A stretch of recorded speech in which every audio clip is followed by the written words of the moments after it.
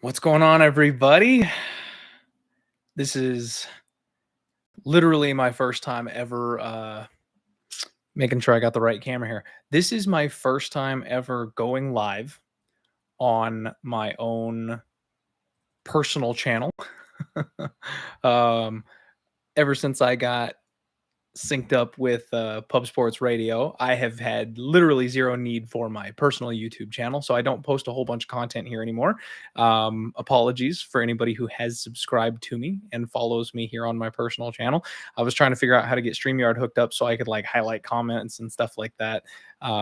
But I don't have that. This is just straight up on YouTube. I haven't bothered monetizing the channel like nothing. I'm a complete bum right now. So, but basically, guys, I just had to come on here and like talk because holy shit, did I fumble the bag. Brady, what's up, buddy? Guys, this could have been like so the podcast record, the overall podcast record for most units won in a single event in a single night is 28. I think it's 28. And we were this close to not only beating that, but like smashing that. Like I can see I can see the chat. I got it up and rolling here. There's my boy bro some dad right there, DFS in the chat already. I can see and read, so if you guys want to say something, I definitely will still interact. I just can't highlight the comments, but I just want to go through the bets and I want to go through the card.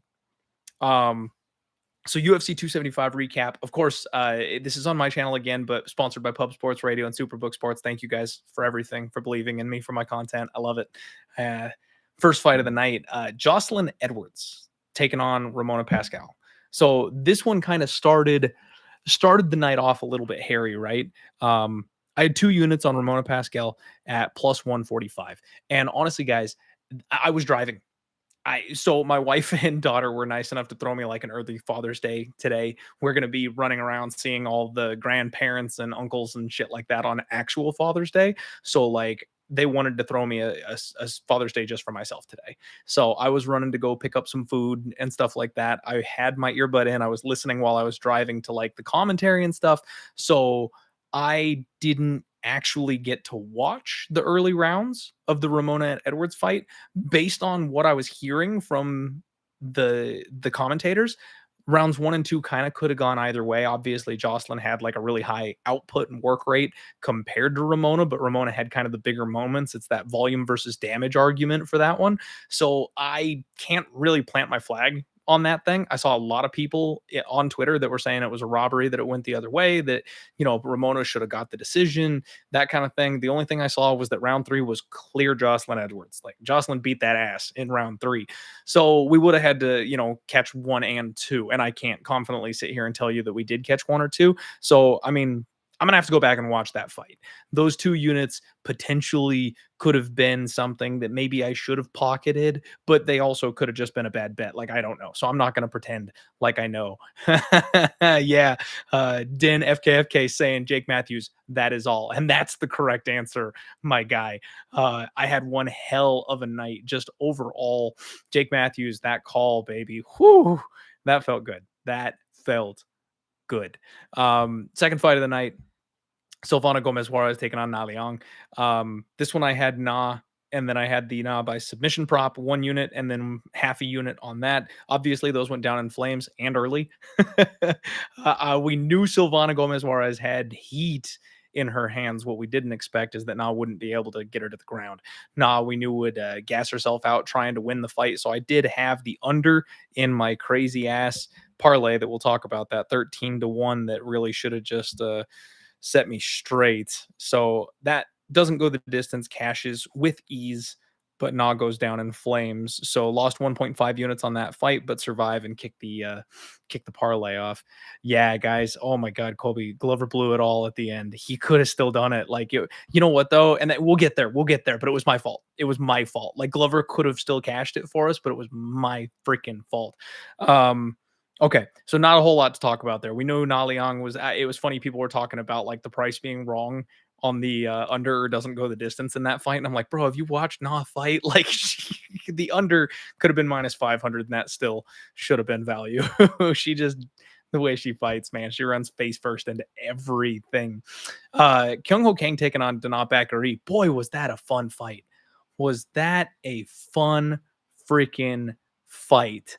Like, Kyung Ho Kang, I'm expecting him to come out here and grapple, right? Like, if it stays standing for extended minutes, you think Bakary is going to be the one that gets the better of those moments. And Kyung Ho Kang was technical tonight, chopping with the leg kicks. That jab was something like, whoo, that was a damn good night, just a fight. And I thought it could have gone either way. I mean, in the first round, Dana swelled up to like a minus 300 favorite live, and then Kyung Ho Kang worked himself back in. I was this close, this close. The Sports Cake, shout out to my guy Jay. He was big on Kyung Ho Kang this week, and even though I personally wasn't, when I saw that line jump up to like plus 280 live, I almost hit it. I should have. Really should have jumped in on that because I knew the fight was going to play out close. I just had a half unit on the split decision prop there. I really thought I deserved that. So round two, Kyung Ho Kang really put his work boots on, and took it to Dana. Round one, pretty clear Dana, in my opinion. And then rounds 2 and 3 went to Kang. So I did have it 29-28. Kang scored myself, and all three judges got it that way. I'm like, couldn't just one of you, couldn't just one of you think that round two went to Mma Betting? I mean, at the end of the day, I really shouldn't complain about judges getting scores right, because we get so much of the opposite in MMA these days that I can't really complain about the judges doing their job and actually getting it right. Yeah, bro, some dad saying a wild night of betting. Great reads, double the units, Mike kind of fumbling the bag. That's true. That's true. But it's one of those ones where somehow, even in victory, I feel like I've lost with the way this thing ended. Leon saying all three got it wrong. That's interesting. And Colby, yeah, where was my boy Sal Diamato? Where was he? Where was Sal? I needed Sal, and he apparently was not cage side for that one. I thought I should have got that. I mean, half a unit plus 550, like that would have wiped out those first two fights, and I would have just been smooth sailing from there. Brendan Allen taking on Jacob Malcoon. The only thing here was Brendan Allen was in the 13-1 parlay, and boy, do I feel for you Malcoon bettors. I really do. So when we talk about value, that's value. Like, there are people that are like, yo, it's not value unless it cashes. Like, ignore them. Do not listen to them. Anybody who was on Jacob Malcoon tonight, if you make bets like that over and over and over again, eventually those bounces are going to go your way, and you will be pocketing that, because he should, like, especially the decision prop, the plus 800 decision prop. Oh, I see you in there, Michelle. Thank you. And yeah, see, DFS Brady, my guy, he was one of these plus 900 prop bettors. Like, how that was a gorgeous shot. You should have cashed that ticket. I feel extremely bad for people that didn't get that Malcoon decision prop, but I felt great for me because I needed Allen in my 13-1 parlay. So check mark, got it done. I'm impressed with Brendan Allen, the way he fought back in that third round. Like, that was such a big deal to me. We have never, like, Brendan Allen's a guy that we've seen kind of fold, right? He's crumbled. He's gassed a little bit. We've seen him quit and get knocked out. For him to, now granted, he wasn't, facing the biggest power puncher in the world in Malcoon, but for him to dig deep the way that he did after losing 2 straight rounds of wrestling exchanges and fight his way to top position and then seal the deal in round 3, like, what more are you looking for from a kid? What more are you looking for?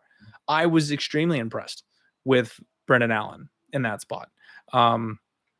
We've got Leon saying, I feel like everyone was on the under 2.5 in the main event and Malcoon decision, both bad beats. Yeah, exactly. And honestly, there was a lot of agreement within the betting community this week, and it kind of spooked me a little bit, like everyone being on Kang together and stuff. Like, I was like, holy shit, like, I can't bet Kang now because, like, the world's on Kang. And then I thought I was sneaky on Jake Mathews, and then I kept seeing Jake Mathews tickets out there. I'm like, fuck, like, we're gonna mush this thing.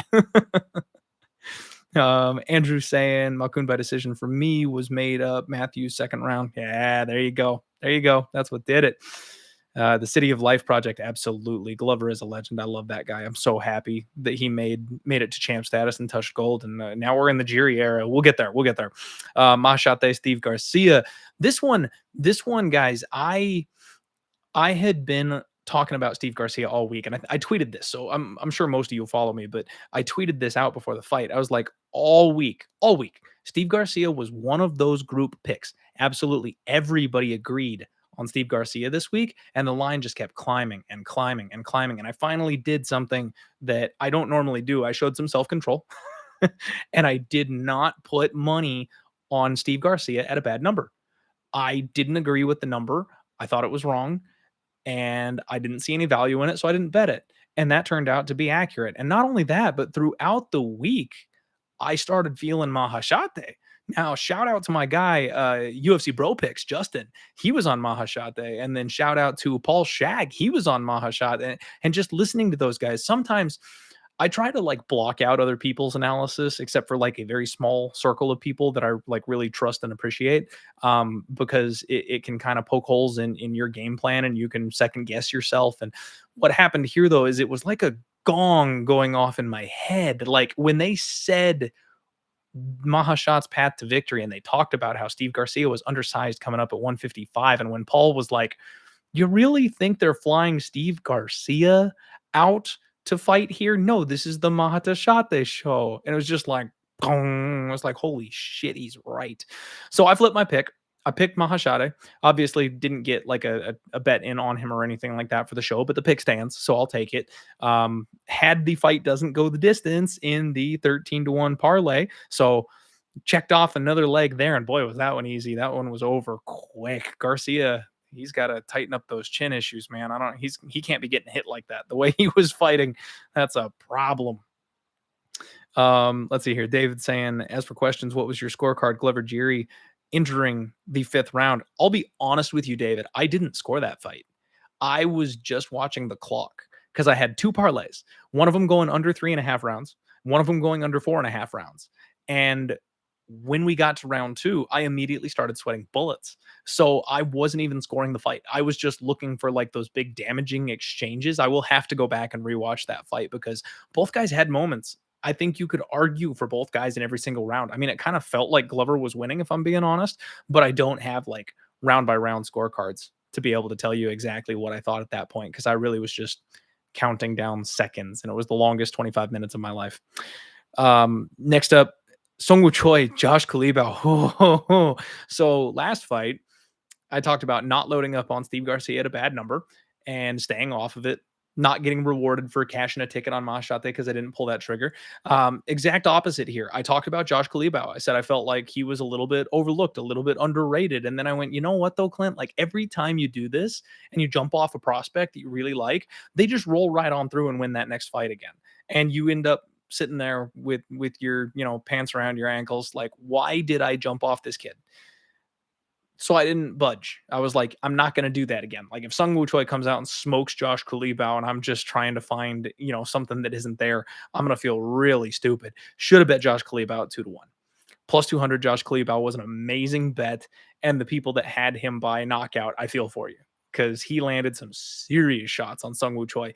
Working with the champ Volkanovski is obviously paying off for Kalibao. He's tough. He's durable. He's got fast hands. Like, what do you not like about this kid? And I talked about that in 2 of his fights that he lost. You can really make solid excuses for the reasons he lost those fights. So he showed off that he's probably the legit contender here and not Sungwoo Choi at this point. Now, Choi, oh my God, the kid's durability. How can you question this kid's heart and the toughness? Like, both these guys are moving up. That's the kind of fight where even in a loss, you still kind of come out on top there. Like, we've got nothing but respect for Sungwoo Choi, surviving the 1st and the 2nd round and then almost finishing Josh in the 3rd. Like, again, what more do you want? Like, he didn't quite get the win, but he could have got the win. Now, that one, I don't know that it should have been a split decision. I thought it was pretty clearly 1 and 2 for Kalibao and then round 3 for Choi. But I guess round 2 was a little bit closer. Maybe it was round 1 because I know he got dropped in one of those 2 rounds, and then he kind of worked his way back into the fight. And for me, I'm not the type where if someone gets dropped, it's immediately their round. There are some people and a lot of judges that if you drop your opponent, that's it. It's over. Like, it doesn't matter what else happens in that round. You won the round. I don't quite agree with that. I feel like we need to make sure we watch the other 4 minutes and 59 seconds because you could win the round still even after being dropped. So I think there's some small argument in there for Choi. Not a big one, though. I think that 29-28 for Kalibao was probably the correct scorecard. Let's see. Catching up here on the chat here. Leon had 7.5 units on Valentina live at -150. Wow. You know what? Honestly, I feel like I kind of missed a bit of an opportunity here. I did end up, and we're not quite there yet, talking about the 13-1 parlay. But I did hedge on Talia Santos, and I tweeted out for everybody that if you were gonna bet anything live in that fight, bet the champ because she was down to like -115. You could have got even money on the champion going into the championship rounds. Like that's the bet. And I didn't make that bet because I had already hedged and I had Valentina in the parlay that I was like, I really don't need to have like more now again on Valentina after I didn't, let the parlay just ride and I did hedge on the big dog. Like it would be kind of stupid to pile in like 2, 3 more units on Valentina as a straight bet. So I let that one pass by. But in hindsight, it's like, well, I could have snagged an easy 3 units or something, piling in on the champ, counting on her to win those last couple rounds. Andrew, correct. Light heavyweight is interesting now. I completely agree. I love light heavyweight. It was the division that really got me into MMA. So I'm super excited that we're going to get some turnover here at the top. Sad for Glover, though. I love that guy. Jack Maddalena taking on Ramazan Ameev for the next one here. This was the one where I kind of threw the rule book out the window. Completely missed the line on Jack Della, but I've never been a Ameev believer, and especially his last couple fights, I have not had any faith in him taking that next step. I feel like as far as the Dagestani Russians go, he's the least of the bunch. And Jack was the truth, man. Absolutely the truth. I thought that was going to be like a round 2, round 3 attritional KO. Got it done in round 1. Now, it wasn't without hairy situations, though. I mean, we got to give a little bit of credit to Ramazan Ameev where it's due, right? He nearly tapped Jack. That was a tight choke. And then when Jack like flipped over at the wrong angle and kind of sunk himself further into the choke, like what toughness. Like that was some serious toughness showed by Jack Della Maddalena. So real happy. I had 3.2 units on Jack cashed. I'm sorry, 3.1 units at -155, 3.3 units. Geez, can't figure out how to talk right now. Cash 2 units. I got 2 units back on that one. There you go. That's all that matters. And Jack, of course, was also in the 13-1 parlay. So we're riding now, right? Like I finally got the monkey off my back. I got a big 2-unit score, kind of set the record straight for some of those earlier losses that started the fight off a little bit rough. And then we're over halfway on this gigantic 13-1 parlay. I'm feeling myself. I am feeling myself right now. And the main event for yours truly up next, Jake Mathews, Andre Fialho. Boys and girls, like, can I not just round 2 TKO Jake Mathews. The candle, the summoning circle is 2-2 now. 2-2, undefeated on the summoning circle picks.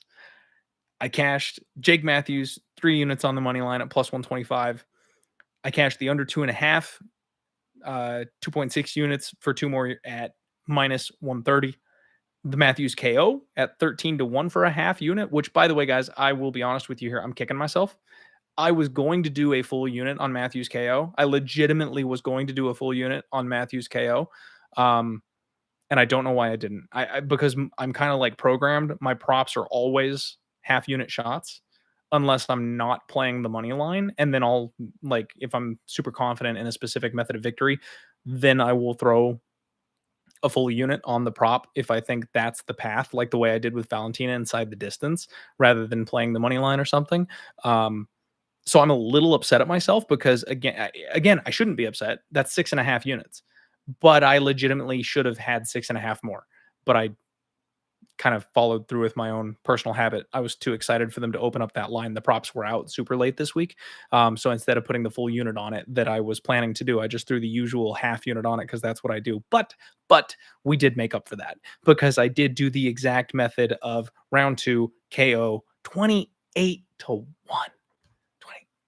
28-1. God, that feels good. That feels good. So just a quarter unit on the 28-1. But 28-1 times a quarter unit is 7 units. So I pretty much made up the difference for leaving that half unit off the table. Cashed another 7 units there. Just all 4 of them. Hit all 4 of them. Jake Mathews, my guy, my new favorite fighter. I'm gonna have to tweet at him and buy him a beer or something. I still owe Eric Anders a beer. I feel bad. I never got to meet up with him. I was supposed to go to an after party that he was at. I was going to buy him one. Let's see here. Colby saying all hail the summoning circle. I love it. I'm gonna see if I can get some shirts made. Walla Walla Dose, what's up, buddy? Thank you for the constant support. I appreciate you being here, man. Leon saying, I think Mathews multi-bet was the best bet of your entire career, man. You know what, Leon? It might be. It might be. The only other one that's up there. So there's two. There's two other ones that are up there. My bets on Aljamain Sterling, where I had money line, decision, split decision. And then the other one that rivals it was Brandon Moreno when I took him money line, submission, round 3. Those are the three big ones, and then of course Hooper. But Hooper was just the round 3 in the money line. So I mean, guys, like people are always shocked. I've done this before. And I damn promise you, I'm gonna do it again. You know, I don't know who that is, but I will. You know what? I'm gonna put you in timeout, Douglas. I don't know who you are, but the one thing that we don't do in my shows is spam. No spam, no racism, no sexism, any of stuff like that. So if you want to come into my chat, you just immediately get blocked for that kind of shit.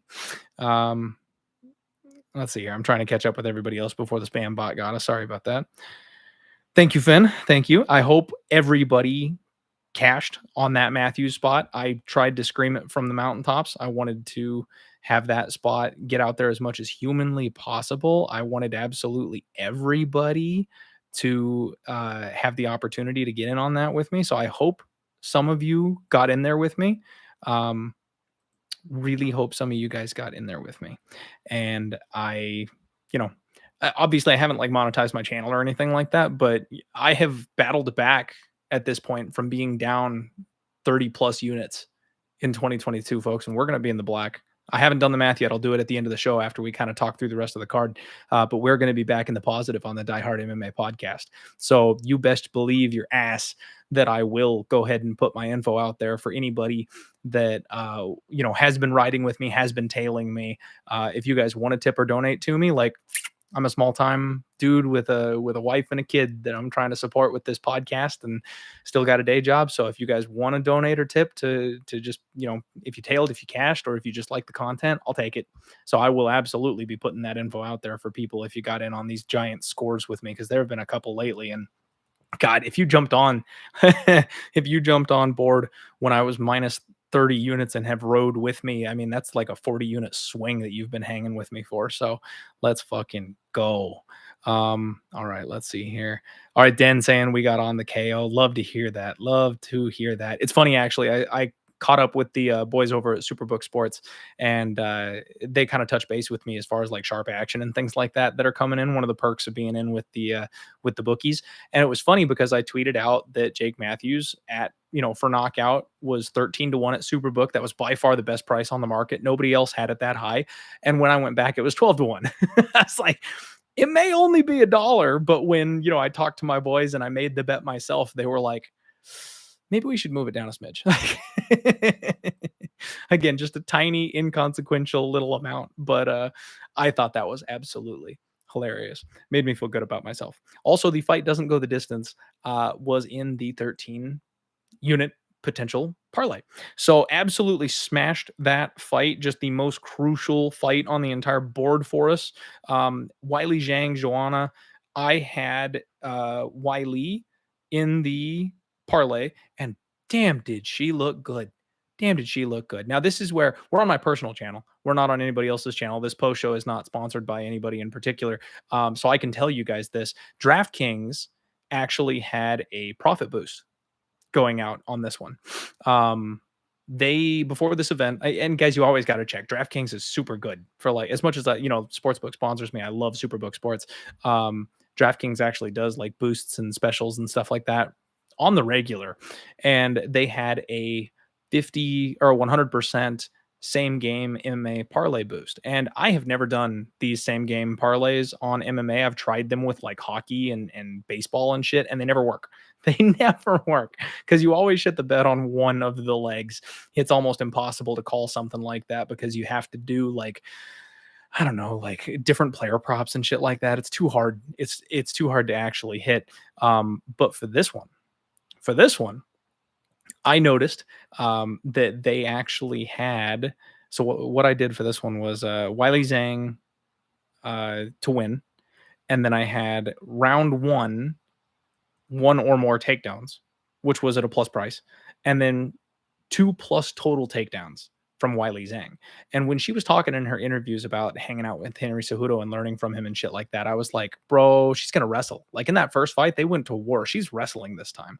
Sure enough, she comes out, dumps Joanna like 3 times in round one. That checked off those 2 legs for me already. She got a takedown in round one, and then she also got over 2 takedowns. All I needed was Zhang to get out of there with her arm raised. And I had a 100% profit boost on this thing. It was plus 525. So I got plus 1050 and I threw $50 on it, which was the max for the boost. So made like $500 off of that stupid little boost that they threw out there. I was pretty excited about it. I'll be honest with you. I was pretty happy with it. That was obviously I don't ever Leon asking for the flex. There you go. I gotta start working out again, man. Like these are not what they used to be. You can see like a little tiny bump there, but like dad bod, man. I've got dad bod bad. You should have seen me when I was grappling. When I was doing jujitsu all the time, my biceps were way bigger. Thank you, Thomas. Thank you, JR. What's going on, man? Dev the Dude is an expert handicapper, and you should buy his picks if you need money, brother. Okay. I mean, like, bro, I don't need to buy anybody's picks right now, JR. Dev the Dude has been a shithead towards me in my own chat trying to clown on me. So fuck that guy. I mean, he super like tried to troll me in my own. Oh, and there he is. Yeah, Dev. Yeah, I'm talking about you, man. So here's the thing, like, I don't mind haters. I get them constantly. But like when you come in my own chat and try to dunk on me during my own shows and then kiss my ass the next week after you realized I'm tired of your shit and I've blocked you, like, sorry, dude. Like, you kind of shit the bed. And no, it's not all love, Dev. It's not all love. Like, I deal with hate on a regular basis, and people like that do not exist in my circle. It's all positive vibes. It's all love. If it's all love, you don't bag on somebody or kick them in the nuts when they're down. And I just completely swung the pendulum 40 freaking units and I'm now back in the black. So no, I don't want to hear it. I've not blocked you in the chat. No, dude, come on now.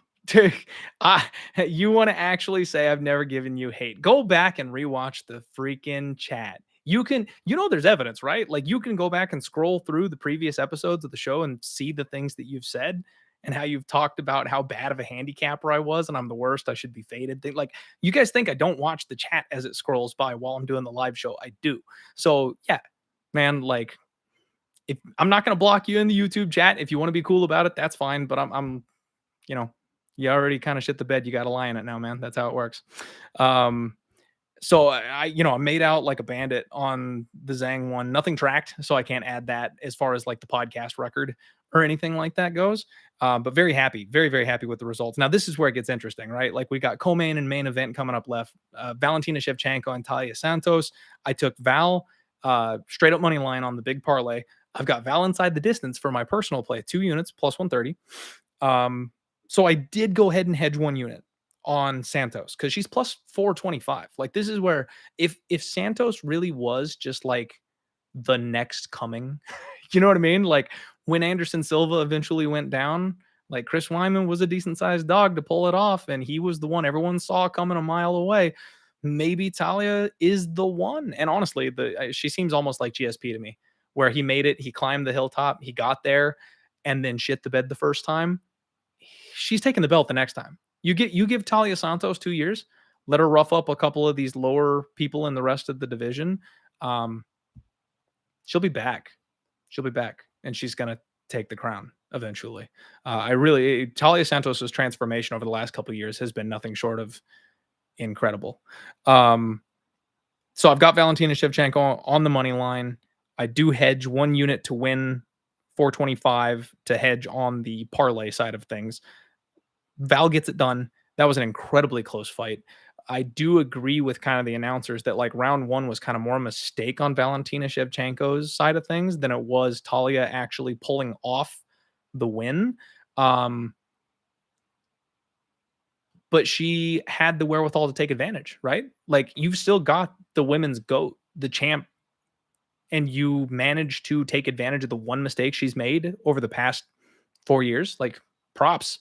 You deserve it. And the way she was controlling her back, the way she was like stifling her breathing, like that was some high level shit from Talia Santos. She almost got that rear naked choke in. If you guys haven't seen my TikTok, I was literally doing the I'm like trying to help her defend the rear naked choke when she had Val's back. It was pretty hilarious.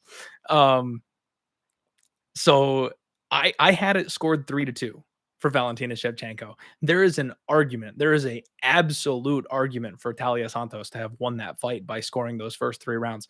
Round 3 was the swing round. That was the one where, and this is what I was kind of talking about earlier in the week, that I was like, Val will separate herself in the championship rounds. We've seen Talia Santos slow down. We've seen her have trouble at the end of a 15-minute fight. This is a 25-minute fight. Can she keep that up for 25 minutes against someone who is as physically powerful as she is? Someone who we've seen go for 25 minutes with no problem at all. I didn't think she could, but I also couldn't lay minus 600 on it. So, and again, another spot kind of like Malcoon, where guys, if you bet Talia Santos, congratulations. Like that's the right side from a betting perspective. You didn't get there, and that's unfortunate, but that's value. Like you had it. You had the right side in the equation here. That was just too much to handle in those deep rounds. And then obviously the headbutt. Obviously, the headbutt made some kind of a problem for Talia Santos. I was super impressed with the corner work from Talia Santos because I thought that she was going to get a corner stoppage or like a referee stoppage because of that eye swelling. They somehow managed to keep that thing down after Valentina Shevchenko had a full 5 minutes to like target it and whack at it. They still managed to somehow get the swelling to go back. I thought after round 4 for sure between rounds that they were going to call the fight, but she was able to open her eye and show the doctor that she could still see. Absolute insanity. Extremely impressed with the toughness that Talia Santos showed. She wasn't quite there yet. She'll be there. She'll be there very, very soon. For myself, obviously, with the bets and stuff like that, I'm very happy that Valentina Shevchenko got the win because that got me through the final leg of my parlay. We do drop 2 units on the inside the distance bet, though, unfortunately, because we didn't get the finish there. But, the way the night was going, I kind of shrugged that off, and that was no really big deal. And then we come to the main event. Now, I've got 2 parlays.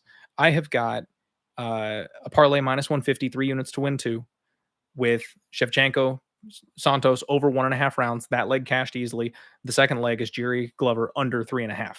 And then, of course, I've got the big 13-1 1-unit parlay where it all comes down to Glover Jiri under 4.5. And I'm just, guys, I almost diamond hands this thing. I almost didn't hedge at all because I was like, how does this fight not get finished?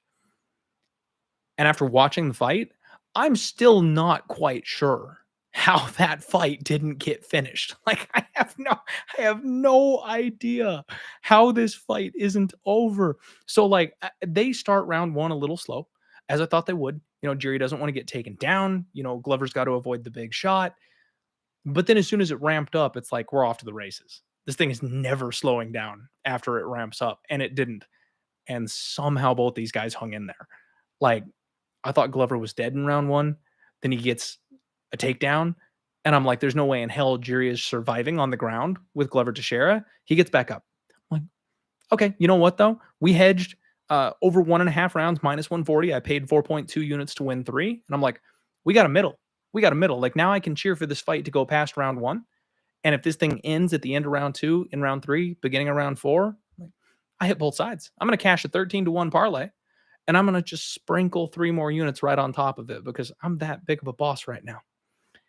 And this is MMA at its finest, folks. Like it doesn't matter how bad you are, how good you are, if you're running hot, if you're running cold, like we don't know shit. At the end of the day, we don't know shit once they lock that cage door. Like you cannot predict sometimes what happens in these fights because these are, they cut to 205, but these are like 220-pound men. And Glover's dicing Jiri's face apart. He's got a gigantic cut that should stop the fight. It doesn't. It doesn't. They managed to stop the bleeding on it. Jiri is landing on a 42-year-old man at will from range, pot shotting him, hurting him, rocking him, making him dive. He's not going out. Jiri, for some fucking reason, tries to submit the legend Glover Teixeira instead of just continuing to punch. That's not working. That's not going to happen. Glover rocks Jiri on the feet, dumps him again. Bro's exhausted. Glover slices, straightened him out. He's got 3 minutes in the third round. He's got 3 minutes to work in the mount on Jiri. How did one of these guys not get finished?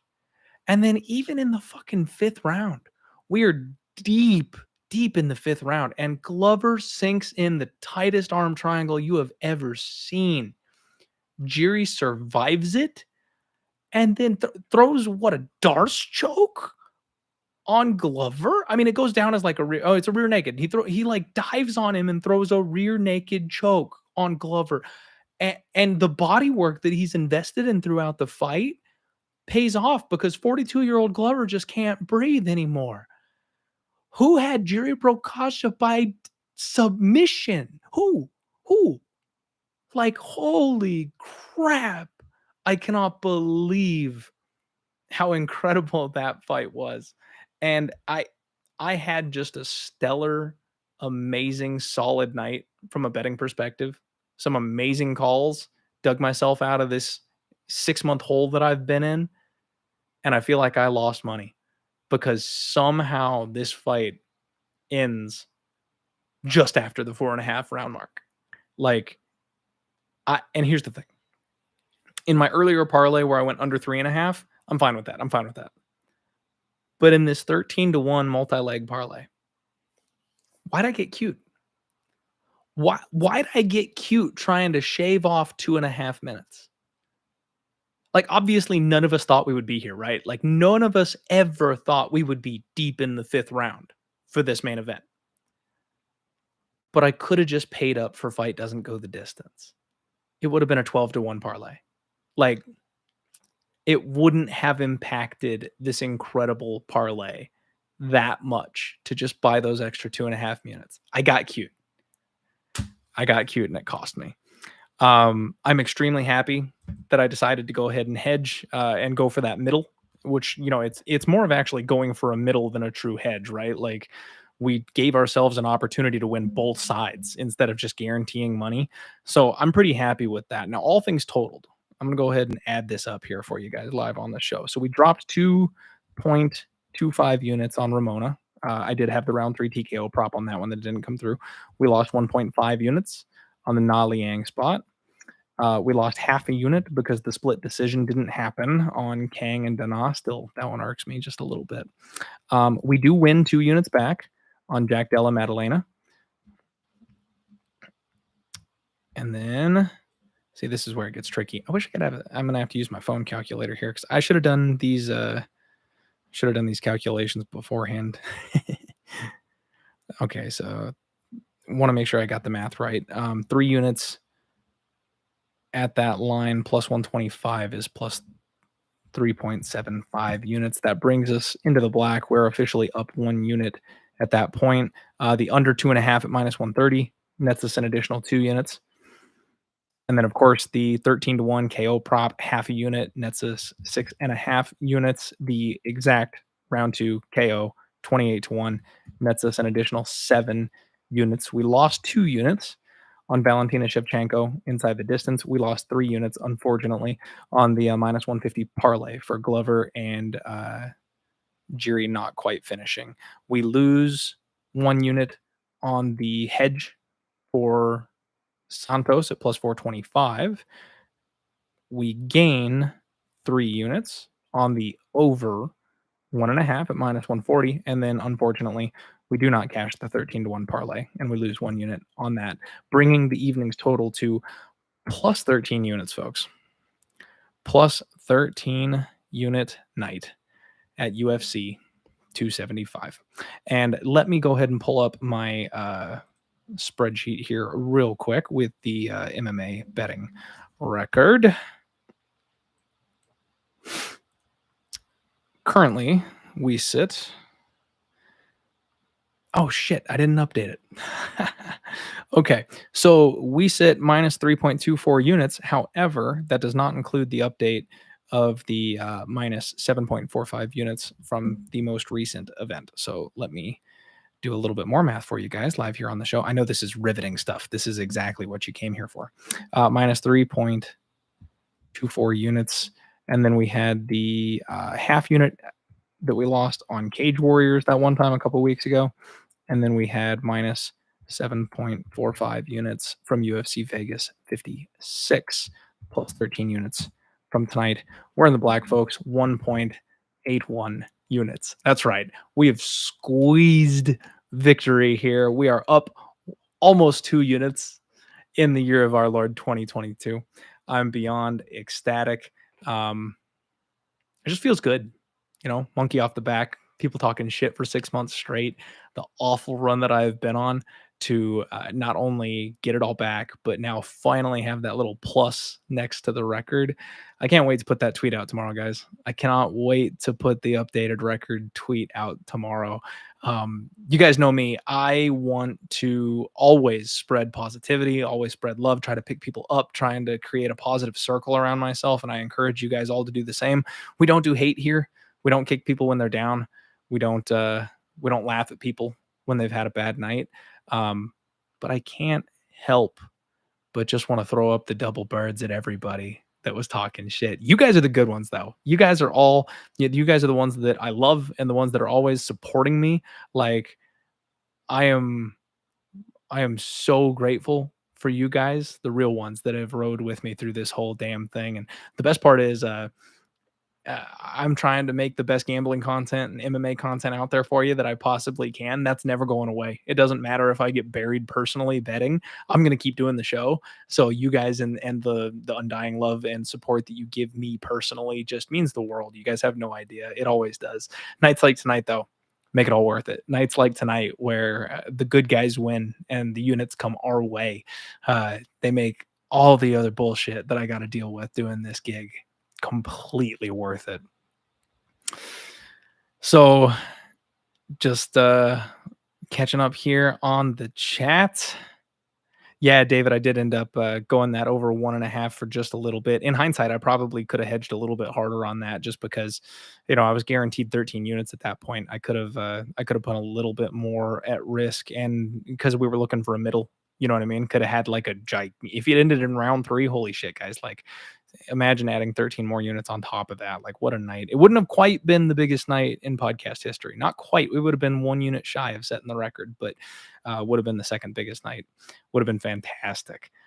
Piso DFS, thank you very much. Will, Leon, you guys are awesome. Thomas, thank you, Michelle. Finn, Brosum Dad, Kamiko. Probably can't say Wiley Zhang's name correctly. I'm about as white as it gets, and I do apologize. Good. Can't help it, though. All right, guys. That was fun. I've never done one of these recap shows before. Maybe I start doing these more often. This was a good time. I got to figure out how to monetize my personal channel at this point. So I don't know if you guys want to subscribe here. Maybe I'll start doing more content here. Who the hell knows? Smash the like button for me, I guess. Subscribe if you haven't already. Guys, I will be on Twitter, of course, tomorrow. We're coming back Monday. We got Dan Stoop coming in on Monday, who's a big guy over at The Athletic, big MMA fan. Love that guy. Super fun, super knowledgeable. He's going to join us on Monday for the podcast. Same time, same place, Pub Sports Radio, 7:30 p.m. Eastern time. It's going to be awesome. I hope you guys enjoy the hell out of the rest of your week. I know I am going to have a damn good day tomorrow. I didn't get a chance to drink anything today. I'm drinking my face off tomorrow, and I'm going to go jump in a pool because it's like hotter than Satan's balls out here. It's 117 degrees outside already. So you guys have a wonderful, wonderful weekend. I'll see you in a couple of days. Have a good night. Thank you for coming to my first impromptu stream.